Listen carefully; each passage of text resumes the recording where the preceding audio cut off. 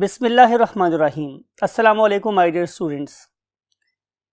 रब्बे ज़िदनी इल्मा, प्यारा का सल्लल्लाहु अलैहि वसल्लम की महबूब तरीन दवा के साथ हम लोग अपने लेक्चर का आगाज़ कर चुके हैं और today our topic of discussion is cyclostomes. और साइक्लोस्टोम्स बेसिकली एक पाइसेस का ग्रुप है। आपको याद होगा कि लास्ट लेक्चर में हमने क्लासिफिकेशन पे बात छोड़ी थी। आइए दोबारा से बात को वहीं से शुरू करते हैं। So let's move to the white board. Yes my dear students, हम बात कर रहे थे फाइलम कॉर्डेटा की। तो हमने फाइलम कॉर्डेटा को डिवाइड किया है दो ग्रुप्स में। One of them is called as acrania, other one is called as crania. तो जब मैं बात करता हूं एक्रेनिया की, तो आपको पता है कि हम अपनी बायोलॉजी में ए का मतलब लेते हैं नॉट, यानी कि नहीं है क्रेनिया, इसके अंदर क्रेनियम। क्रेनियम मेरे पास क्या है? एक ऐसा बॉक्स जो मेरे ब्रेन को एनक्लोज करता है।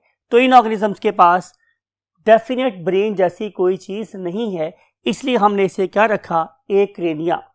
अब इस पर्टिकुलर एक्रेनिया की हमारे पास दो मेन टाइप्स हैं। One of them is called as a सेफ्लोकॉर्डेट्स।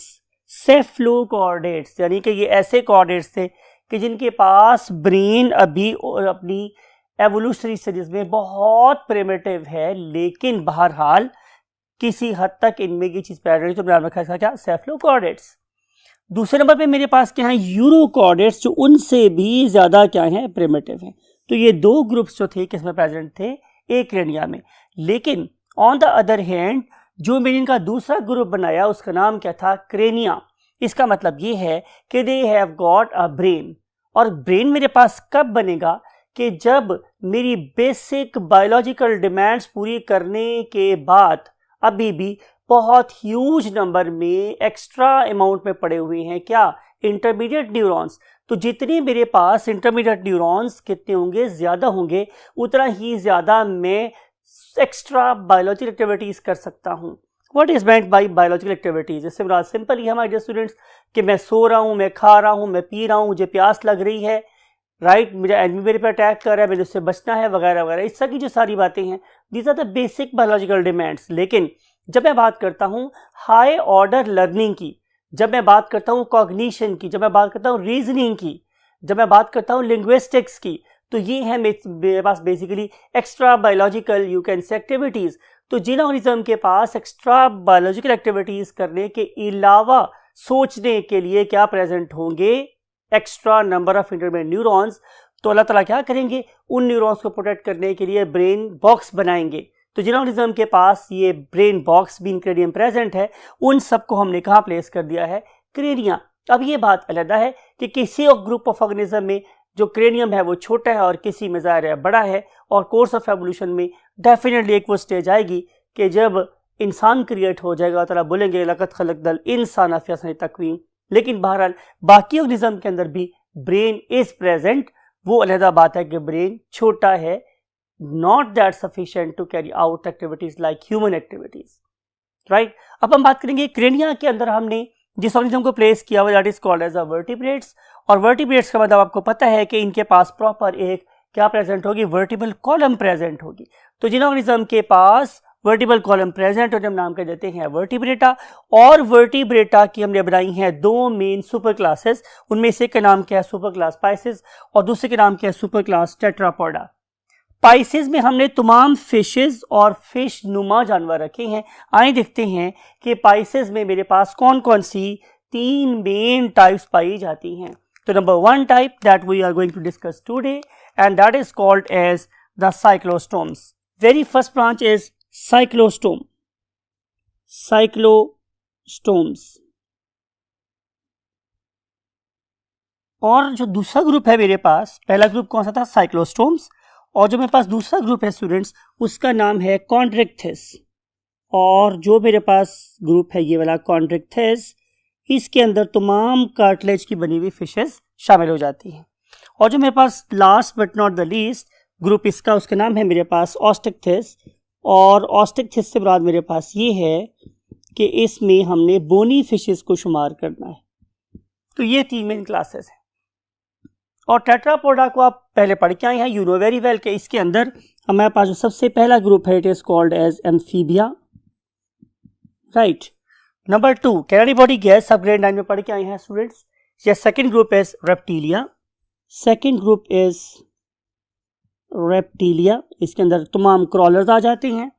और फिर आ जाते हैं हमारे पास flying animals. Can anybody name? Yes, perfect, that is called as the Aves, the birds, and last but not the least your group, that is the group of mammals. तो ये है हमारे पास क्लासिफिकेशन। तो हम आपको लेके चलते हैं दोबारा से इसी बोर्ड के पहले पार्ट पर कि हम आज डिस्कस करने वाले हैं इस पर्टिकुलर ग्रुप को that is called as the cyclostomes, right. So what are the features of cyclostomes? Let's move to the second column of the board. Yes my dear students, हम पढ़ने वाले हैं फीचर्स ऑफ साइक्लोस्टोम। हस्बे आदत हम क्या सबसे पहले लिखेंगे? इसके डायग्नोस्टिक फीचर। तो डायग्नोस्टिक फीचर में जो सबसे पहली बात है वो ये, इनका नाम इंडिकेट कर रहा है। साइक्लो का मतलब होता है गोल सा और स्टोम का मतलब होता है माउथ, यानी कि ये ऐसे ऑर्गेनिजम्स हैं जिनके पास एक गोल सा डिस्क की तरह का सेक्टोरियल माउथ प्रेजेंट होता है। नाम इंडिकेट कर रहा है स्टोम, पढ़ के आए हैं प्रोटोस्टोम्स, ड्यूटेरोस्टोम्स, राइट। तो स्टोमा का मतलब हमेशा क्या होता है? माउथ। साइक्लो का मतलब है गोल सा। तो इन पर्टिकुलर फिश नुमा ऑर्गेनिजम्स का जो माउथ है ये हमेशा वेंट्रल साइड पे होता है और गोल सा होता है, इसीलिए हम इन्हें साइक्लोस्टोम्स का नाम देते हैं। सो पहली बात मेरे पास क्या हुई कि ventral sectoral circular mouth. And दूसरी जो पहचान आप लोगों को बताऊंगा वो भी बड़ी इंपॉर्टेंट है, आपने उसको माइंड में रखना है कि अगर आपको किसी ऑर्गेनिज्म में ये वाला फीचर नजर आए तो इसका मतलब है कि it can be a cyclostome. और वो क्या है? Body is eel like. अब कोई बंदा आपसे पूछे कि ईल क्या होती है तो आप बोलोगे कि ऐसा ऑर्गेनिज्म जिसकी जो बॉडी मॉर्फोलॉजी है it is like a snake. आपको पता है कि स्नेक की बॉडी क्या होगी? पतली और लंबी सी होगी, राइट। और उसके पास कोई लिम्स नहीं होंगे। दो बात मैंने आपसे बताई हैं कि thin and long cylindrical body without any sort of limbs, यही सांप की पहचान होती है ना। तो वही बात हम यहाँ पे कर रहे हैं कि body is like a eel but mouth is ventral sectorial mouth, right. तो जिन ऑर्गेनिज्म में ये फीचर पाया जाएगा उसे हम क्या लिखेंगे? साइक्लोस्टोम। आगे हम चलते हैं इसकी दो एग्जाम्पल। तो look at this very image is called as lamprey, right. इसे नाम कहते हैं स्टूडेंट्स लैम्प्रे।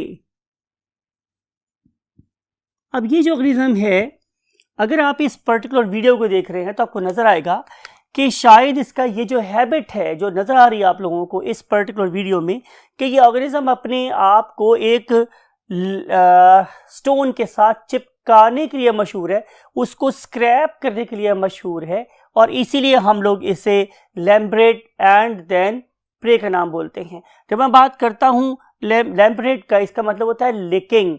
और ये जो मेरे पास ऑर्गेनिज्म वर्ड है प्रे, इसके टेस्ट बेसिकली लैटिन ओरिजिन, इसका मतलब होता है स्टोन। तो एक stone licking fish, we should write its meaning, stone licking fish. लगता है कि जैसे ये बार बार पत्थर चाट रही है। इस पर्टिकुलर फिश को हम लोग नाम क्या देते हैं? Lamprey.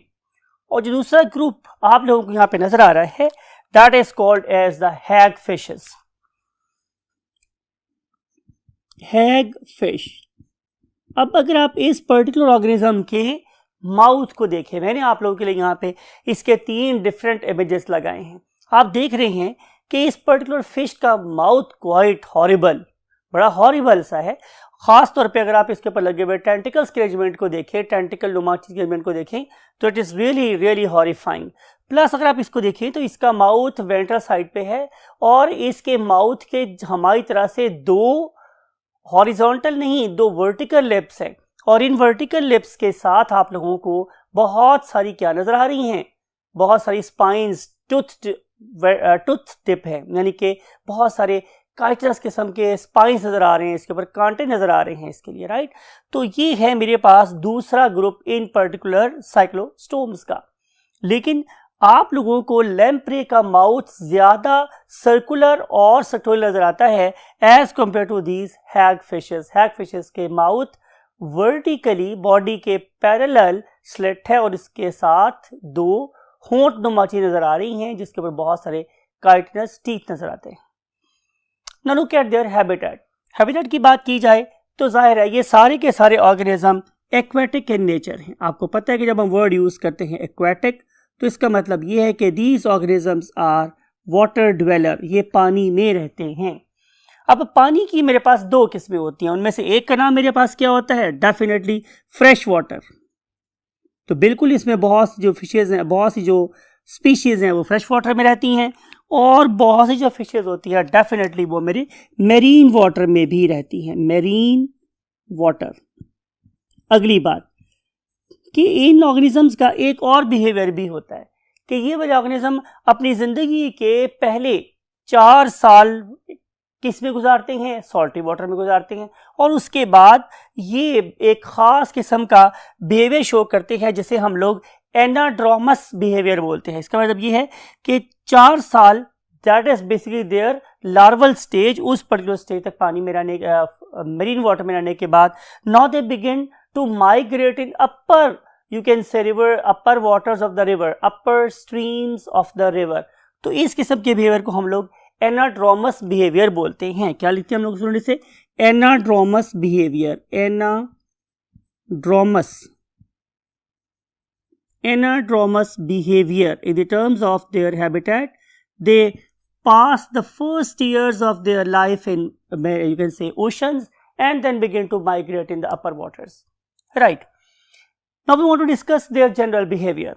Look at their basic morphology। जैसे मैंने बोला कि इनकी basic morphology कैसी है, definitely body is eel-like, body is eel-like। लेकिन स्नेक में और इसमें फर्क क्या होता है कि स्नेक के एंड पे कभी टेल प्रेजेंट नहीं होती, लेकिन इनके एंड के ऊपर बिल्कुल एंड पर, कौन से एंड पे, डेफिनेटली पोस्टीरियर एंड पे there is a proper propulsive what tail और fin that will definitely help these organisms to propagate more actively in the water। And then very important feature जो basically इन organisms को बाकी दो classes से separate करने में हमारी हेल्प कर रहा होता है। आपको पता है या आप पढ़ेंगे भी जाके कल वही क्लासेस में कि अगर आप कॉन्ड्रिक्थिस की बात करें जो इसके बाद वाला ग्रुप है उसमें आप लोगों को माइक्रोस्कोपिक स्केल नजर आते हैं, माइक्रोस्कोपिक स्केल्स नजर आते हैं। ऑन द अदर हैंड अगर आप बात करेंगे ऑस्टिकथिस की जो बोनी फिशेज हैं तो उनमें आप लोगों को बड़े मैक्रोस्कोपिक, बड़े वाज़ेह तौर पे नजर आने वाले स्केल्स नजर आएंगे, राइट। लेकिन इस वाले केस में scales are absent how all together. तो हम लिख रहे हैं scales are all together what, absent, कभी भी प्रेजेंट नहीं होते। It is important. Now study their further features, move to the next column of the board। Yes my dear students, हम डिस्कस करेंगे इसका एक और feature that is called as appendages. और अपेंडेजेस बहुत बता चुका हूँ आप लोगों को कि हर वो चीज़ जो आप लोगों की नॉर्मल बॉडी के अलावा एक्स्ट्रा लगी हुई है that is called as appendage. जैसे मैंने बोला था कि मेरी मेन बॉडी के साथ अटैच है मेरी दो बाजू, तो इसलिए जो मेरे बाजू हैं वो मेरा अपेंडेज है, मेरा अपेंडिकुलर स्ट्रक्चर है। So in this case as body is eel like so appendages are also absent. तो आप लिखेंगे कि no paired appendages are present, no paired appendages are present. ये होते ही नहीं है इनके अंदर, तभी तो इनकी बॉडी स्टूडेंट्स कैसी थी, eel like, very rightly said, eel like. Now what is there skeleton. तो स्केलेटन के बारे में स्टूडेंट बड़ी ही खूबसूरत सी बात मैंने आपको बतानी है कि इन ऑर्गेनिजम्स के पास मैंने आपको बोला था कि सिर्फ और सिर्फ ब्रेन प्रेजेंट होता है। They are members of Craniata, no doubt at all. लेकिन गौर तलब आती है, बहुत ज़्यादा आपने इस चीज़ को फोकस करके देखना है कि इन ऑर्गेनिजम्स के पास सिर्फ क्रेनियम प्रेजेंट है लेकिन क्रेनियम की एक्सटेंशन प्रेजेंट नहीं है। यानी कि अगर आप लोगों की बात की जाए या मैं अपनी बात करूं तो we have got the brain और ब्रेन की एक पोस्टीरियर और इंफीरियर एक्सटेंशन होती है, that is called as spinal cord. तो इनके पास किसी किस्म की स्पाइनल कॉर्ड प्रेजेंट नहीं होती। और जो स्केलेटन है ये भी किसका बना हुआ है स्टूडेंट्स? परफेक्ट, कार्टिलेज का। Skeleton is cartilaginous and only cranium is present, and only cranium is present, and there is no spinal cord or vertebral column. Mouth के बारे में भी आपसे बातें मैं कर चुका, लिख देता हूं आप लोगों के लिए कि they have got a ventral suctorial mouth. They have got a what? Ventral का मतलब नीचे वाली साइड पे पाया जाने वाला, ventral suctorial, सक कर लेने वाला, दैट कैन सक। क्या सक करता है डिस्कस करते हैं आप लोगों के साथ। Ventral सक्टोरियल mouth. सवाल है कि ये कैसे सक करता है और क्या सक करता है। तो इसका आंसर ये हमारे स्टूडेंट्स कि ये वाले ऑर्गेनिज्म दो किस्म की कैटेगरीज में डिवाइडेड हैं। एक को हम लोग बोलते हैं एक्टो पैरासाइट।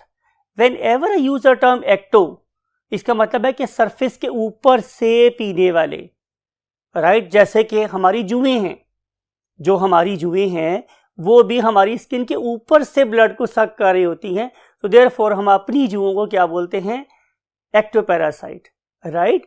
तो हम बात करेंगे यहाँ पे वेंट्रल सेक्टोरियल माउथ की कि इनमें से बहुत सी ऐसी साइक्लोस्टोम्स भी हैं जो अपने लिविंग हॉस्ट की सरफेस से फीड कर रही होती हैं। इस पर्पस के दौरान इनको क्या दिया है? डेफिनेटली माय डियर स्टूडेंट्स एक ऐसा सब्सटेंस जिसे हम नाम के देते हैं लोकल एनेस्थेटिक सब्सटेंस। ये उस पर्टिकुलर ऑर्गेनिज्म के उस सरफेस के ऊपर उसको अटैच कर देते हैं और अटैच करने के बाद उसके ऊपर सबसे पहले बड़े आराम से प्यार से क्या लगाते हैं? Local anaesthetic substance. इसका मतलब ये है कि इस ऑर्गेनिज्म को अगली आने वाली एक्टिविटीज की पेन फील नहीं होगी। प्लस इन्हीं के दरमियान में इसी काइटनस माउथ के दरमियान में क्या प्रेजेंट है? डेफिनेटली क्या प्रेजेंट है हमारे students? Anti coagulant releasing glands और सेल्स। वो क्या रिलीज करेंगे? Anti coagulant. फायदा क्या होगा कि जब ये ऑर्गेनिज्म फीड कर रहा है तो ब्लड कभी भी नहीं रुकेगा, बल्कि वह नॉन स्टॉप वे में बहता ही रहेगा और जब तक चाहे ये वाला ऑर्गेनिज्म अपने हॉस्ट से ब्लड को फीड कर लेगा, राइट। तो ये होगी मेरे पास दूसरी बात। तो तीसरी बात जाके इसके पास एक रैस्पिंग किस्म का, रगड़ के, नोच के, एंकर करके खाजने वाला माउथ प्रेजेंट है। तो जो ऑर्गेनिज्म फीड करते हैं गोश्त के ऊपर वो लिटरली इससे क्या कर सकते हैं? स्क्रैप कर सकते हैं, लिहाजा हम इन्हें स्क्रैपर्स भी बोलते हैं। अब अगर आप देखें तो हम ऑर्गेनिज्म के बिहेवियर से ये पहचान सकते हैं कि इनमें से कौन से ऐसे साइक्लोस्टोम्स हैं they are going for the flesh, जो फ्लैश खाते हैं, स्क्रैपर्स हैं, वो कौन कौन से हैं, और कौन से ऐसे साइक्लोस्टोम्स हैं कि जो basically they are opting the blood.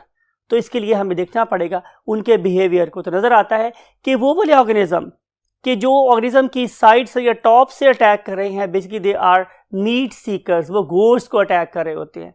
लेकिन वो वाले ऑर्गेनिज्म जो ब्लड के लिए जा रहे होते हैं they normally attack from the ventral side.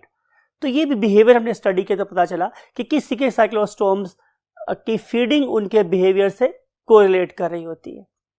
सो ये हैं बातें कुछ इसके माउथ के बारे में। अब हम चलते हैं स्टमक की बात करेंगे। तो क्या ख्याल है स्टूडेंट्स, जब एक ऑर्गेनिज्म ने सिर्फ और सिर्फ ब्लड ही फीड करना होगा तो क्या उसमें स्टमक होगा? तो आंसर इज नो।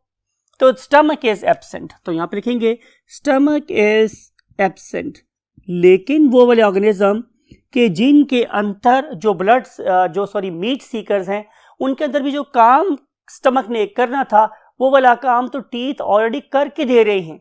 तो इस लिहाज से भी कि इतना ज्यादा प्रोमिनेंट और मस्कुलर स्टमक उन ग्रुप्स में भी क्या है? एब्सेंट है। However it is bit more developed as compared to the blood seekers.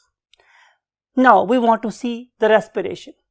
अगर मैं आपको रेस्पिरेशन के बारे में कुछ कहूं तो आप फौरन पहचानेंगे कि सर डेफिनेटली ये एक्वाटिक ऑर्गेनिज्म है, तो इनके पास गिल्स ही प्रेजेंट होंगे। तो परफेक्ट, गिल्स आर प्रेजेंट और यहाँ पे 6 to 14 pairs of gills present होते हैं। Quite a huge number, 6 to 14 pairs of gills are present.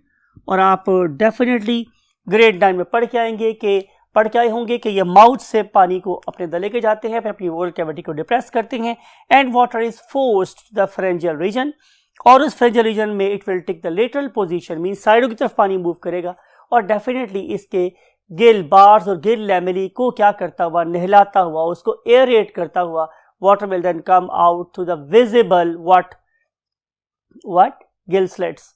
यानी कि इस वाले केस में हम तसव्वुर भी नहीं कर सकते कि इनके पास किसी किस्म का क्या प्रेजेंट होगा। Anybody can guess. ओपर्कुलम, आपको आप पढ़ के आएंगे, ये बात आपको पता है कि फिश के गिल्स के ऊपर जो फ्लैप, बोनी फ्लैप लगा होता है, दैट इज कॉल्ड एज ओपर्कुलम। तो चूंकि ये फिशेस तो हैं ही कार्टिलेज, तो इसके अंदर कभी भी ओपर्कुलम प्रेजेंट नहीं हो सकता, तो gills are visible. And now we want to discuss the circulation. और सर्कुलेटरी सिस्टम के बारे में भी आपने याद रखना है कि their behaviour is like fishes, और उसमें क्या है कि number 1 they have got a closed circulatory system, इनके पास एक क्लोज्ड सर्कुलेटरी सिस्टम प्रेजेंट होता है। ये हो गई मेरे पास पहली बात। इसका मतलब ये है कि they will beer one heart, right, and they will have arteries, then they will have capillaries, and finally they will have veins। तो यही फीचर्स होते हैं हमारे क्लोज सर्कुलेटरी सिस्टम के। बाकी सारी बातों की इतनी खास इंपॉर्टेंस नहीं है, लेकिन आपने बहरहाल इसके हार्ट के बारे में जरूर लिखना है कि they consist of only one atrium, इनके पास सिर्फ एक एट्रियम है और इनके पास एक ही वेंट्रिकल है। और आपको पता है जब मेरे पास एक ही वेंट्रिकल होगा और एक ही एट्रियम होगा तो मुझे इस हार्ट के लिए एक नाम लिखना चाहिए, और वो नाम क्या है? Venous heart. यानी कि इसका जो हार्ट है it is going to receive and pump impure blood only, therefore it is venous heart. लिख देता हूं ताकि आप मिस ना कर दें कोई वर्ड, वीनस हार्ट। चलते चलते हम पहुंचे आज की आखिरी बात की तरफ, और वो क्या है? रिप्रोडक्शन। अगर मैं रिप्रोडक्शन की बात करूं तो मुझे उसमें 3-4 पैरामीटर्स को माइंड में रखना है। Number 1 is their sexes.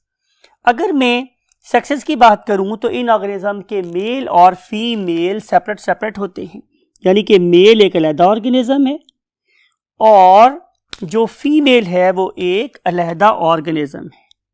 लेकिन जब मैं बात करता हूं हैग फिशेस की, मैं लिख रहा हूं बट, ठीक है, बट जो हमारी हैग फिशेस होती हैं, आपने देखा था कि जो हैग फिशेस थी उनके बड़े खौफनाक किस्म के माउथ सर्टोरियल डिस्क थी। और अगर मैं आपको एक मूवी याद करूं, उसका नाम था ट्रेमर्स, तो शायद जो ट्रेमर मूवी थी वो भी किसी हैग फिश की शक्ल से मुतासर होकर शायद बनाई गई थी। तो बहरहाल ये जो हैग फिशेस होती हैं they are not you can say having different sexes or different organism, but they have both sexes of the same organism, यानी कि टेस्टिस भी ओवरी भी एक ही ग्रुप में प्रेजेंट हैं। तो ऐसे ग्रुप को हम नाम क्या देते हैं? यस, परफेक्ट, हमें नाम देते हैं hermaphrodites।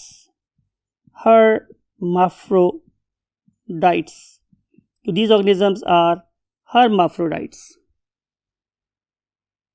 and then very important thing कि अगर ऑर्गेनिज्म के सेक्सेस सेपरेट हो तो भी, और अगर ऑर्गेनिज्म हर्माफ्रोडाइट है तो भी, फर्टिलाइजेशन इज ऑलवेज एक्सटर्नल। यानी कि उस वाले केस में भी ऑर्गेनिज्म क्या करेगा?